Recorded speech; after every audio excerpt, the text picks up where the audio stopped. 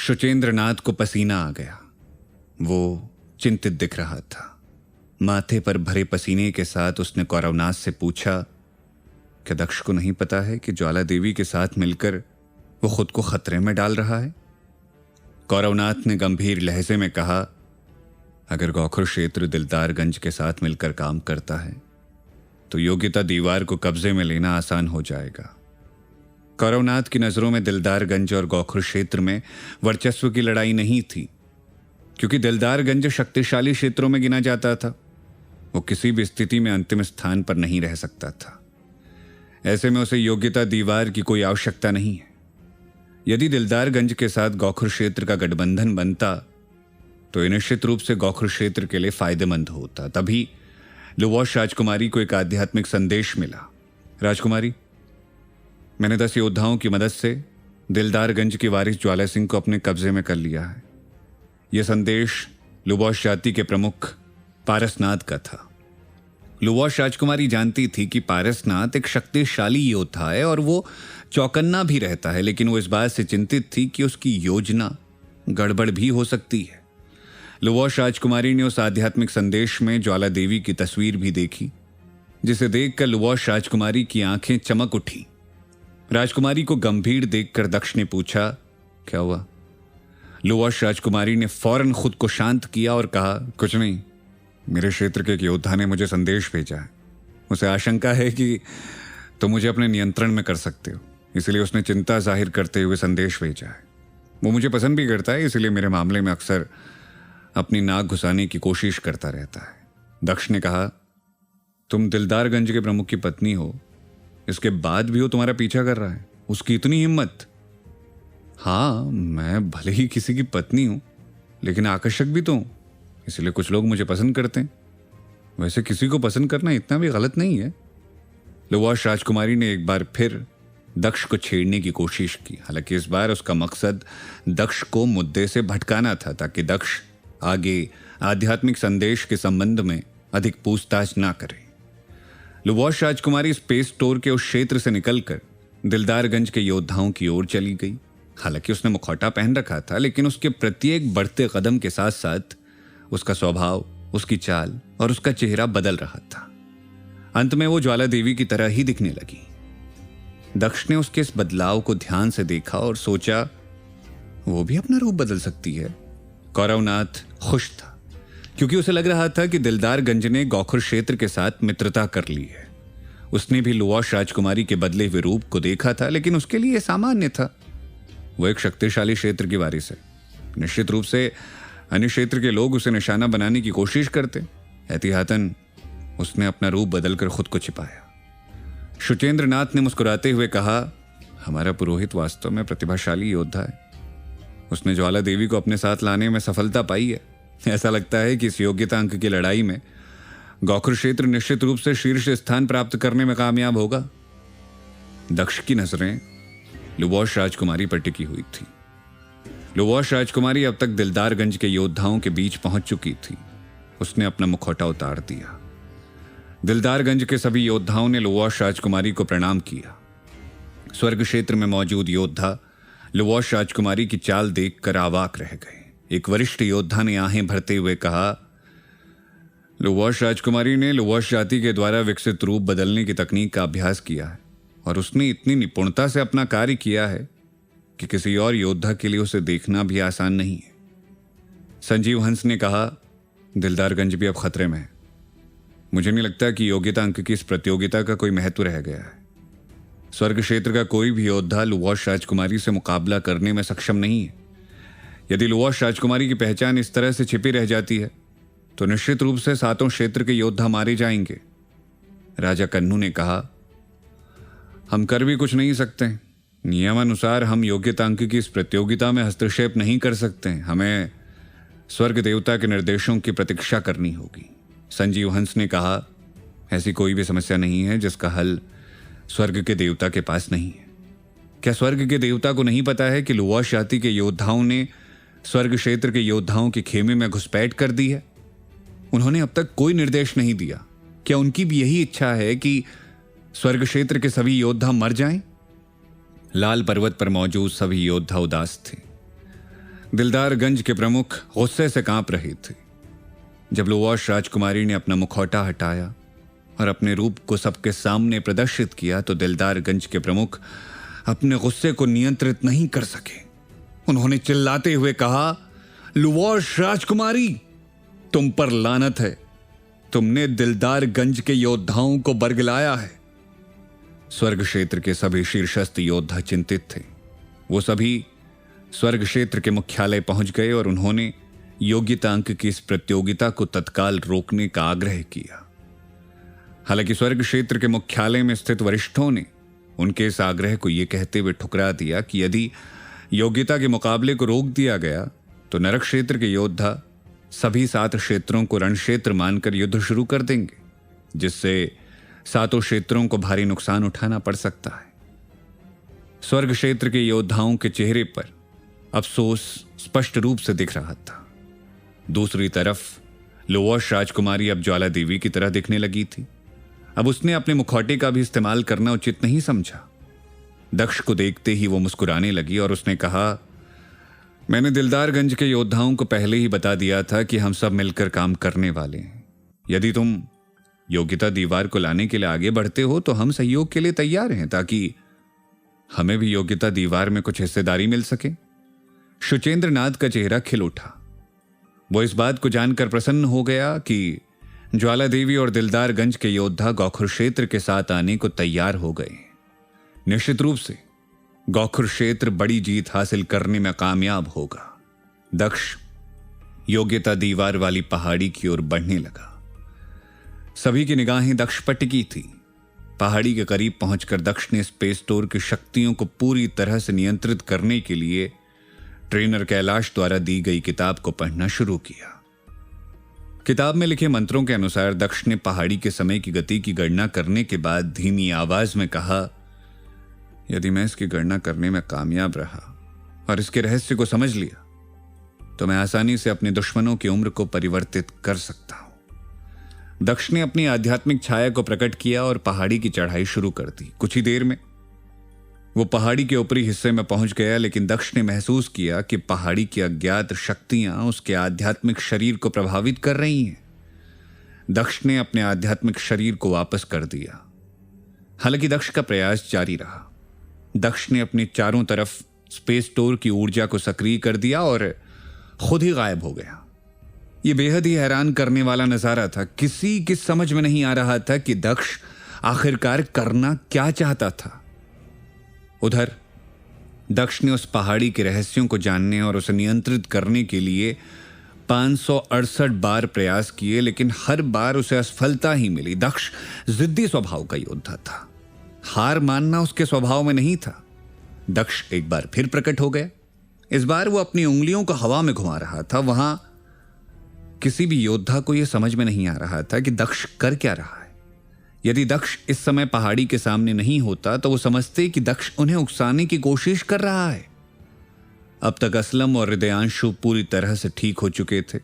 वो दोनों भी पहाड़ी पर अपनी निगाहें गड़ाए हुए थे। हृदयांशु ने कहा, दिलदारगंज और गौखुर क्षेत्र ने आपस में गठबंधन बना लिया है और अब वो हंस क्षेत्र की सबसे बड़ी ताकत बन चुके हैं।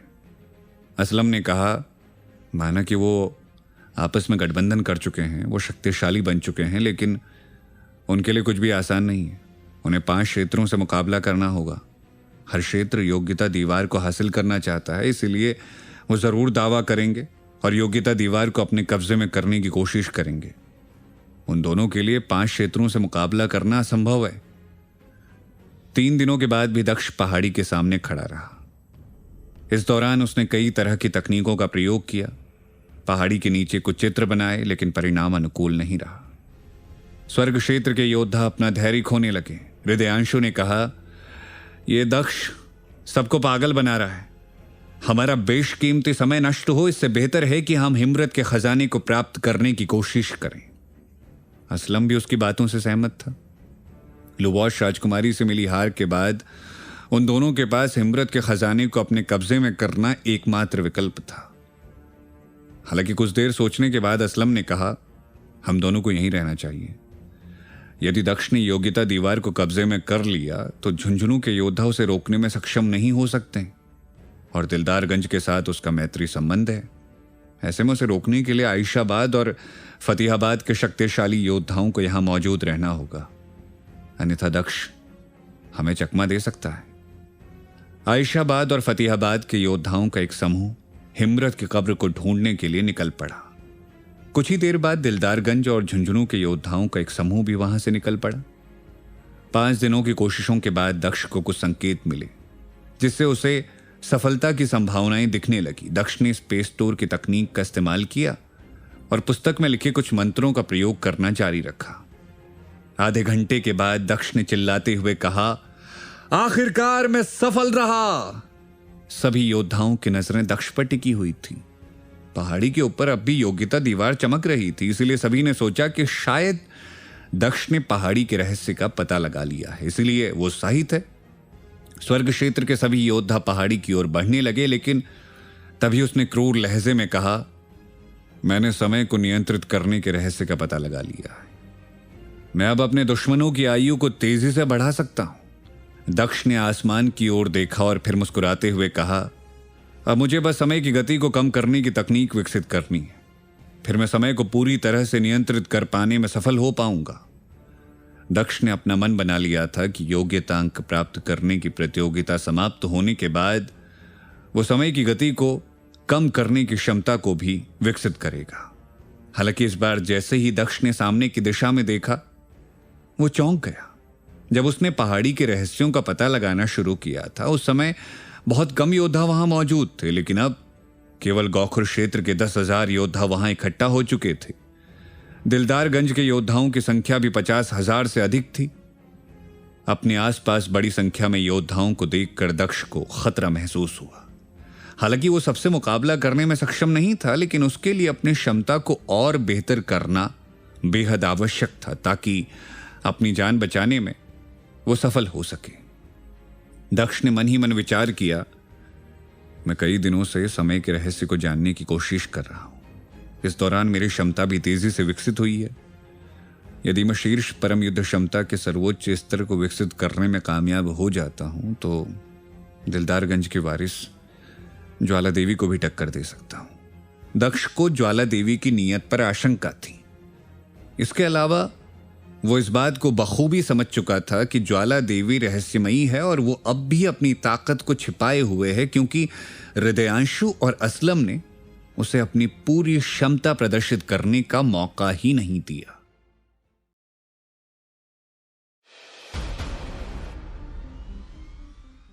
लुवाश राजकुमारी एक पहेली बन चुकी थी। यही कारण था कि शीर्ष परम योद्धा की क्षमता को विकसित करना दक्ष के लिए केवल एक अल्पकालिक लेकिन जरूरी लक्ष्य था। दक्ष ने अमलतास औषधि की कुछ बूंदों का सेवन किया और आध्यात्मिक साधना करने लगा। ये पागल है क्या? इस समय योग्यता अंक अर्जित करने की लड़ाई चल रही है और यह है कि अपनी क्षमता को बेहतर करने पर लगा है। कहीं ऐसा तो नहीं है कि इसका लक्ष्य हम सभी का समय नष्ट करना है? हृदयांशु ने कहा। असलम ने गंभीर लहजे में कहा, नहीं, उसका लक्ष्य कुछ और है। 1 घंटे की आध्यात्मिक साधना के बाद दक्ष ने अपनी तलवार निकाली और हवा में लहराने लगा। दक्ष ने लगातार 12 घंटे अपनी तलवारबाजी तकनीक का अभ्यास किया और फिर पहाड़ी के ऊपरी हिस्सों की चढ़ाई शुरू कर दी। इस दौरान स्वर्ग क्षेत्र के योद्धाओं का बड़ा समूह वहां पहुंच गया। वो सभी योग्यता दीवार वाली पहाड़ी के नीचे इकट्ठा हो गए। सभी उत्सुक और उत्साहित थे, लेकिन इंतजार की घड़ी जैसे लंबी होती जा रही थी, वैसे वैसे योद्धाओं की व्याकुलता भी बढ़ती जा रही थी। वो पहाड़ी के शीर्ष पर चढ़ने को व्याकुल हो रहे थे। लुवाश राजकुमारी मुस्कुराई। उसने सोचा कि यदि दक्ष योग्यता दीवार को अपने कब्जे में लेने में कामयाब भी हो जाता है, तो स्वर्ग क्षेत्र के योद्धा योग्यता दीवार को अपने कब्जे में लेने के लिए दक्ष के विरुद्ध जाएंगे और फिर परिस्थितियां उसके अनुकूल हो जाएगी। लुवाश राजकुमारी ने इसे एक अवसर के रूप में देखा। स्वर्ग क्षेत्र यदि आपस में लड़ते तो निश्चित रूप से लुवाश जाति के योद्धा उन सभी को खत्म कर सकते थे। दक्ष की नजर भी उन योद्धाओं पर पड़ी। दक्ष ने महसूस किया कि वो योद्धा पहाड़ी पर चढ़ने के लिए अधीर हो रहे हैं। दूसरी तरफ पहाड़ी के दक्षिणी हिस्से में लुवाश जाति के योद्धा मौजूद थे। वो निश्चित रूप से योग्यता दीवार को अपने कब्जे में लेने की कोशिश करते। दक्ष ने सोचा कि यदि स्वर्ग क्षेत्र के सातों क्षेत्र के योद्धा आपस में मुकाबला करते हैं तो लुवाश जाति के योद्धा इसका लाभ जरूर उठाएंगे। दक्ष ने बैजू और त्रिखा को संदेश भेजा, तुम दोनों फौरन गौखुर क्षेत्र के शिविर में वापस लौट जाओ। हालांकि लुवाश राजकुमारी ने दक्ष के आध्यात्मिक संदेश को रोक दिया और उसे पढ़ने लगी। दक्ष ने बैजू और त्रिखा को गौखुर क्षेत्र के योद्धाओं के बीच लौटने को क्यों कहा, यह बात लुवाश राजकुमारी की समझ से परे था। लुवाश राजकुमारी ने दक्ष की ओर देखा, तभी दक्ष के शरीर से प्रकाश की तेज किरणें निकली और चारों तरफ फैल गई। प्रकाश की किरणें इतनी तेज थी कि लुवाश राजकुमारी भी दक्ष को देख नहीं पा रही थी। लुवाश राजकुमारी हैरान थी, वो अचानक कहां चला गया। हालांकि कुछ ही देर में दक्ष योग्यता दीवार के पास दिखाई दिया। नीचे मौजूद योद्धा उत्साहित दिख रहे थे। उन्हें लग रहा था जैसे वो योग्यता दीवार को दक्ष से छीनने में कामयाब हो ही जाएंगे। योग्यता दीवार 33 फीट लंबी और पारभासी थी। ऐसा लगता था जैसे वो किसी चमकीले पत्थर की बनी हो। योग्यता दीवार में रहस्यमयी ताकत थी। योग्यता दीवार में स्वर्ग के सभी क्षेत्रों का नाम सूचीबद्ध किया गया था। उसमें अलग अलग क्षेत्रों के योग्यता अंक दर्ज थे।